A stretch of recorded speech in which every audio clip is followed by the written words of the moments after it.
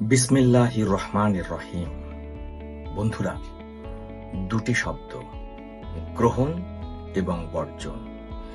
এই দুটি শব্দের মধ্যেই জীবন, এই দুটি শব্দের মধ্যেই সফলতা, এই দুটি শব্দের মধ্যেই ব্যর্থতা।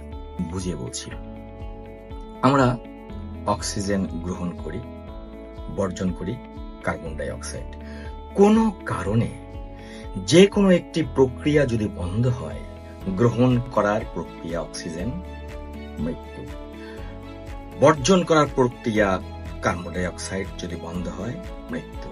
তার মানে গ্রহণ এবং বর্জন এই দুইটা অত্যন্ত জরুরি একটা বিষয়। খাবার গ্রহণ, নিষ্ঠা বর্জন।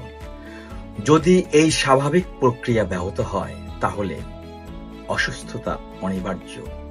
জীবনে সত্য গ্রহণ, মিথ্যা বর্জন। জীবনে হিংসা বর্জন, ভালোবাসা গ্রহণ। এজন্যই বললাম যে গ্রহণ এবং বর্জনের মধ্যেই জীবন, গ্রহণ এবং বর্জনের মধ্যেই সফলতা।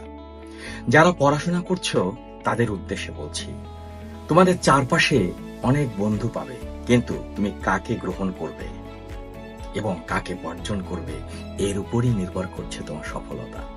যে বন্ধুটি তোমার পড়াশোনা করে সব সময়, তার লক্ষ্য স্থির থাকে, তাকে তুমি গ্রহণ করবে, এবং যে আড্ডা দিচ্ছে, নেশাগ্রস্ত হচ্ছে, তাকে তোমার অবশ্যই বর্জন করতে হবে।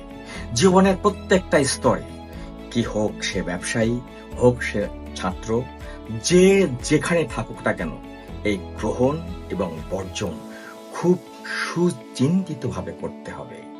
তাহলেই আসবে জীবনে সফলতা, তাহলেই আসবে জীবনে কামিয়াবি।